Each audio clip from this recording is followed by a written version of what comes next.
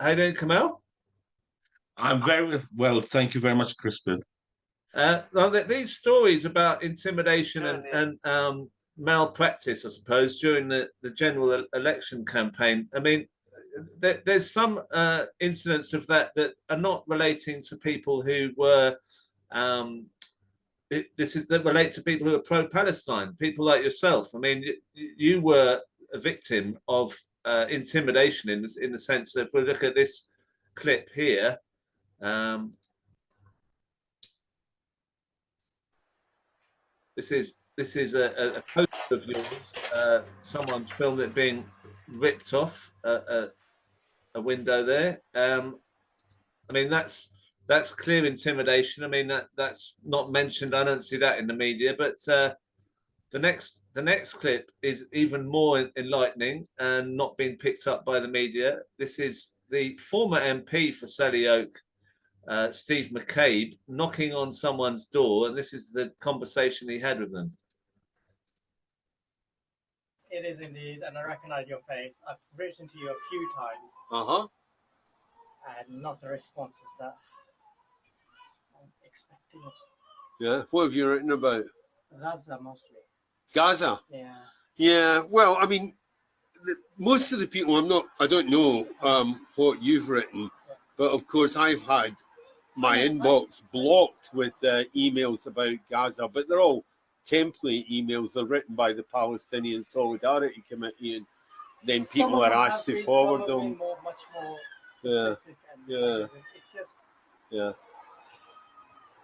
you know the situation. You know what it is. There's no point kind of hounding you about it. There's no point. I don't think I'm going to change your mind around any of But it sounds like I'm not going to change yours either. Unfortunately not. So will you be voting for the Hamas supporter from the university then, yeah? That's the kind of language that is basically... Well, that's what he is. He's the man who said it himself. He said the operation on the 7th of October was an operation. That's what he called it. So, I mean...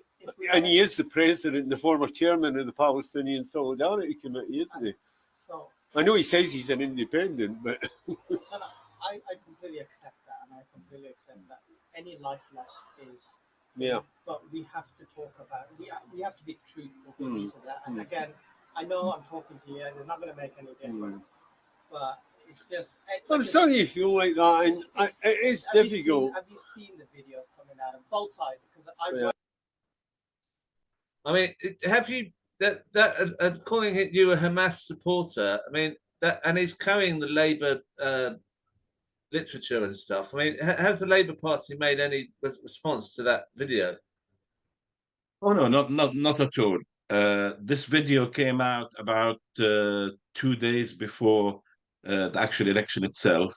There was certainly a lot of anger amongst my supporters, in the sense that I don't have to tell you, I'm not a supporter of Hamas or Fatah or any of the Palestinian factions. I am Palestinian, but I'm not a supporter of any particular faction. What I strive for is that nobody should be killed in this conflict. And I say that in either side, because these people who are killed never come back.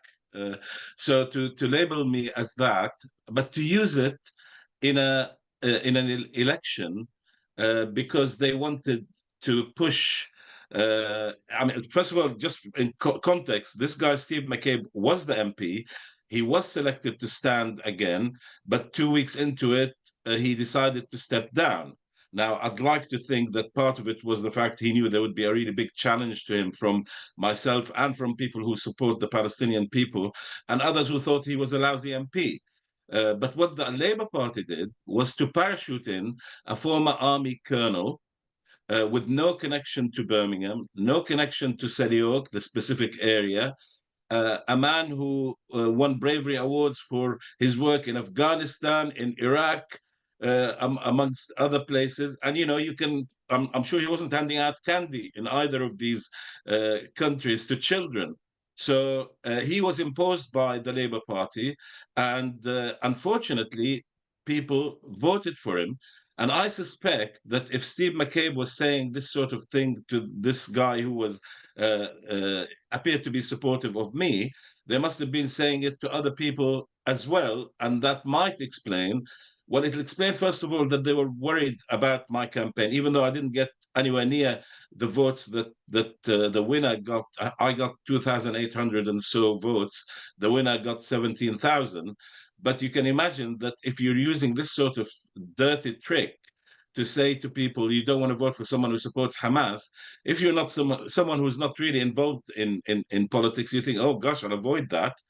And I suspect that played a big hand in my not coming, further up the ranking. But it was dirty tricks. It was unacceptable, and I'm still considering my options regarding what I do in relation to Steve McCabe. This is on camera. It's clear, and it's a complete lie. And so when you see the media picking up other candidates from, if you want, the side of supporting those who supported Israel, I suppose. What's your reaction to that when they keep getting all this attention and making up? Some of these stories are made up as well. I mean, we've found that out with Jess Phillips and with Rushanara Ali, and obviously a bit with John Ashworth. They're consistently making things up here. Yeah, I mean, they're presenting themselves as the victims. Well, let's be clear: the victims are the Palestinian people who are being killed in their hundreds on a daily basis, obliterated to pieces, and the people who are standing up to these now MPs again are simply pointing out to them that they are supporting a genocide, and they are entitled to be angry, to be robust in the way that they challenge these MPs. And let's face it, what has Labour done since the election? Before the election, oh, we're not the government, so what do you expect us to do? Well, you are the government now. They could easily kick out the Israeli ambassador. Let's see some real action. And say that the Israeli ambassador, since Stam has spoken to Benjamin Netanyahu and asked him for a ceasefire, he hasn't delivered the goods. You tell him, if you're not going to do that, I'm going to send your ambassador back, and I'll recall the British ambassador. And that's the start of change. But they've been very quiet. But, oh, wait a minute. When it comes to another occupied people, the Ukrainians, will stand with them and will make it a whole subject at the NATO conference. And I stand with the Ukrainians. I don't want anyone to misunderstand me. They're occupied and the Palestinians are occupied. We need to get rid of these double standards, which are horrendous, that make the UK a laughing stock abroad when people look at it and say, surely, if there's one international law, it should apply to everyone equally. So why is it that both the previous government and the new government stand with a country that is committing a genocide? Yeah, and so we're hearing all this stuff about the intimidation. Do you think that the Labour Party? We heard a bit from Mohammed Akandji. Do you think the Labour Party is going to be or the Labour government, I mean, is going to be more authoritarian and to clamp down on free speech? I mean, you heard about that man in Bethnal Green who was beaten by the police. Are you concerned about that? Well, I mean, the reality is that at the moment there's no difference between the Labour Party and the previous government. Suella Braverman naming the marches which happened in London as hate marches.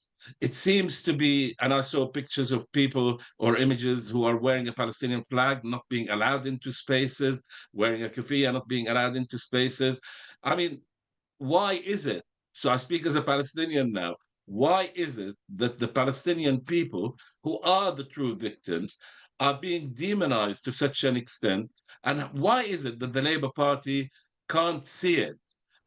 I mean, it seems that in the UK there's an establishment which says you do not touch Israel, whether it's the Labour Party, whether it's the Conservatives, when in fact Israel is not an asset and an ally to the UK, it's a hindrance and it's baggage, really, genuinely, that we could do without.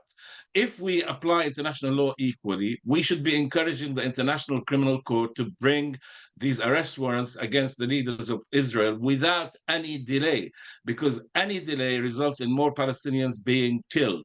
Just like we saw yesterday and the day before, they attack refugee camps in people living in tents who used to live a reasonably good life in their home with their children going to school, then going to university, having access to hospitals. These people have now have nothing, and I mean nothing. What they strive for every day is to feed their children just for one day. And what happens? Israel says, oh, we decided to attack some people they claim were members of Hamas. They kill over 100 people, injure 300 people, and the world says that's okay. The reasons for doing this are understandable. No, they're not.